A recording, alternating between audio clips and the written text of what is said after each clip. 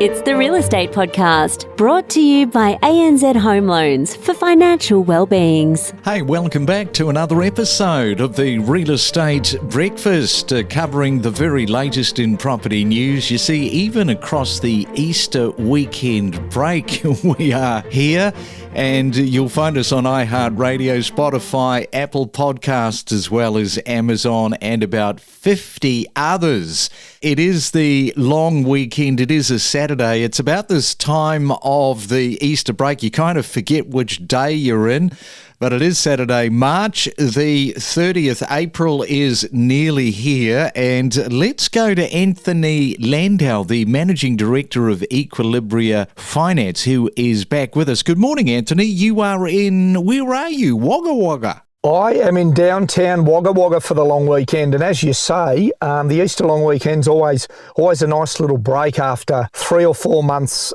I'm in Wagga Wagga for a friend's wedding for the long weekend, so looking forward to all of that as well. I haven't actually looked at the weather for today, so hopefully it's going to be nice and dry. Big blue skies and big blue horizons out here at the moment, so it's a lovely day. Well, I guess you know which day it is because you got the wedding. You knew that was going to fall on the Saturday. But you know what I mean? You get into the Easter right in the middle of it and you do lose track. And it's been one of those hellish sort of weeks. My goodness, you never know what's going to happen from one week to the next. And you just got to look at that shipping container smashing into that bridge in Baltimore. Yeah, that was quite extraordinary, and to have that footage of the lead up and the actual ship hitting the bridge and the bridge coming down was quite extraordinary to see, and obviously very, very distressing for everyone involved. And they were talking about the economic impact of that, and it's literally split the whole city in two. There's shipping. There's boats in the shipping lines waiting. There's people who can't cross parts of the town and the city. So quite extraordinary, and the impact will be quite interesting to see how that flows on and how they adapt and remain agile over there. But yeah, extraordinary footage. And as you say, you never know what's going to happen one day to the next. I reckon they're going to have traffic lights, eh? If there is a shipping container going under that bridge, I reckon they've got to stop traffic. Yeah, I mean, I guess it's a fairly popular shipping lane by the looks of it, and by what footage I've seen anyway, which seems to be the same everyone would have, I'm imagining, it lost power or lost steering or something and just literally drifted into it. So, yeah, it'll be interesting to see whether they change regulations around bridges and shipping lanes. It's not a common occurrence, but it was quite an extraordinary event, as you said. 2 degrees of separation. The boat owned by a secret tax haven company faced previous bans from Australian ports due to labour exploitation. So there is a little bit of a footnote. Now we're looking in Australia in the grip of the rental affordability crisis, with these soaring rentals making this the toughest rental market in decades. We have spoken about this, Anthony. It doesn't seem to be getting any better.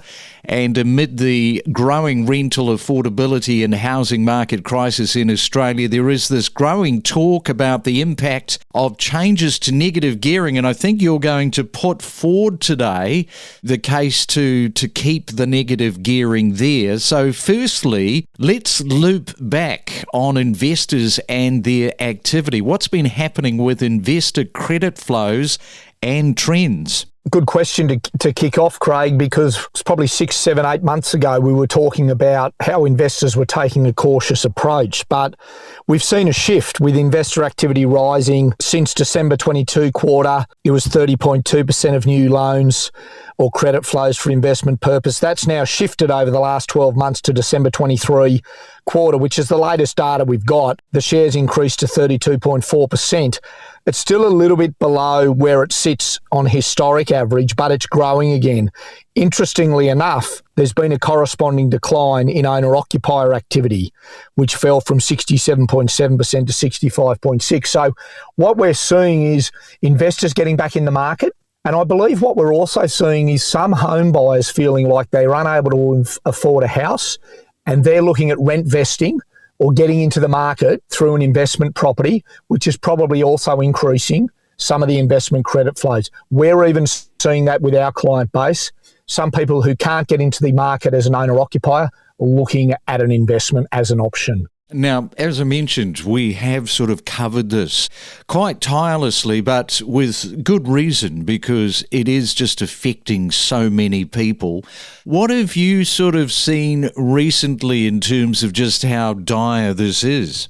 Yeah, look, in terms of rental affordability in the housing market, we touched on it, but it sort of helps frame the conversation. We touched on it last time.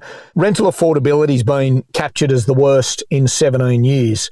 Essentially nationwide and in the regional areas, vacancy rates are below 1%. So what that's doing is, one, it's driving up the costs of rents. Two, it's actually putting rent out of reach of many, many Australians in terms of where they want to live. And three, it is pushing some people back into the homeowners market. So the affordability crisis is as bad as it's been for 17 years. And to put it starkly, the reality of our chronic supply shortage, there was 160,000 new homes built last 12 months. There was 600,000 new migrants. Now, those new migrants are either looking for properties to rent, or some of them are going, it's too expensive to rent, we're going to buy. So we are not building enough houses for the volume of migrants that the current government is bringing into Australia. That is for sure. All right, this is Anthony Landau. He is with me. He's from Equilibria Finance. It is a Saturday morning. We'll come back and we will get into this whole question about negative gearing. We'll do that next. Every morning from 6 a.m, we bring you the latest real estate news with diverse perspectives from leading industry experts. We deliver the most property podcasts across Australia every week. It is that March, April, May are our three strongest sales months of the year in Hervey Bay. Yeah, that's interesting, because if you look at the offshore interest in the Australian real estate market, it is surging at the moment, fueled by factors like a favourable exchange rate. Yeah, 100%. Another thing we haven't really tapped into is obviously with the Olympics coming to the Sunshine Coast as well. If you look at the infrastructure, when we're driving back and forth between Brisbane and Hervey Bay, you have a look at the infrastructure going in around the Sunshine Coast directly off the Bruce Highway. That Aurora estate is like becoming another city within itself. Listen to in-depth discussions with industry leaders on investing options, understanding different suburbs with insider perspectives and exclusive tips. And it is nice to have your company on a Saturday morning around Australia, talking real estate with Anthony Landau this morning. And I guess this is the contentious one, isn't it, Anthony? Negative gearing and how it all sort of works and who it benefits. Yeah, negative gearing has become a little bit of a political hot potato over in Australia again, with murmurings around the Labor Party as well as in some of the sections of the media around whether we should be looking at changes to negative gearing to help address this housing affordability crisis. But I think we've got to be fairly cautious about isolating one part of our taxation system and also thinking that that particular area is just for the wealthy. I mean, essentially negative gearing is for millions of investors. They use it as part of their tax planning, part of their investment strategy, part of their wealth accumulation. And it's essentially the ability to set your losses of a property against your taxable income. And it's probably the most important tax break mum and dad investors get outside of superannuation. So it's played an important role for the investor who provide rental properties to the market as part of their tax planning and their wealth accumulation to essentially be able to offset losses against their taxable income. Yeah, I mean, we say that it's contentious, especially within families, because you can be sitting around the dining room table and it is a split table. 50% of them want it removed. 50% is saying, no, we've got to keep it. Yeah, and I think we've got to understand what are the benefits and we've got to understand what are the reasons to potentially remove it. And I think a couple of important takeaways, some of the arguments around removal of negative gearing are in and around who does it benefit. About 10% of taxpayers claim rent interest deductions. There's surgeons, there's dentists. But in addition, you've got emergency service workers, you've got nurses, you've got teachers. You've got bus drivers. So it really is a tax policy for everyone. It's not a tax policy for the wealthy or for those who can just afford it. A lot of people invest in property as part of their retirement strategy, where the focus is on the capital gain. The other argument that's put up is that it loses revenue for the government. The economics of that doesn't make sense because when you look at investor behaviour, we really see that negative gearing really only starts at the beginning of an investment property journey when people are getting underway. As the years pass, it actually becomes positively geared. So those individuals are paying tax on their property. So we've got to be cautious about thinking it's just for the wealthy or thinking it's a massive tax break that only benefits a few. It's an important part of the wealth accumulation strategy for a lot of Australians who are focusing ultimately on the capital gain of the property as distinct from the rental income and managing the cash flow where they're trying to hold the property. Yeah, that's exactly it.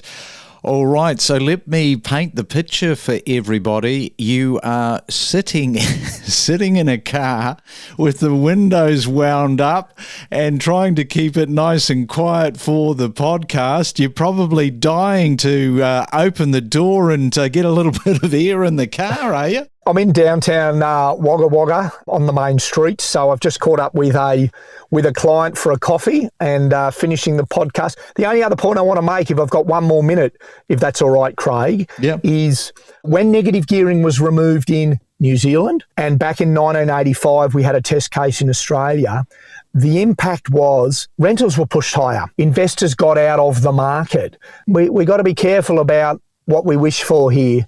And we got to understand the benefits of negative gearing as well as, sure, there's some costs. It might be affecting some home buyers at the moment, but longer term, the removal of that could be a risk to investor activity and ultimately flow through to supply and demand and an incredibly tight rental market that we already see. Have you got a dapper suit to wear to the wedding? Well, it's a country wedding, so we've actually been told that the wedding's being held in a paddock. So it's a nice Australian country wedding, and we're told to wear sturdy footwear. So we'll have the suit and the tie on and the jacket, but it's more of a country style wedding. So it should be good fun with a nice afternoon of cold beers and some good tucker. So we're looking forward to it. Good tucker, yeah, that's what it's all about. It's quite interesting holding a wedding, of course, across Easter, because it really does sort of stuff people's plans up if they were planning otherwise. Yeah, a lot of people are travelling for the wedding, so it's a large property. People are camping on the property.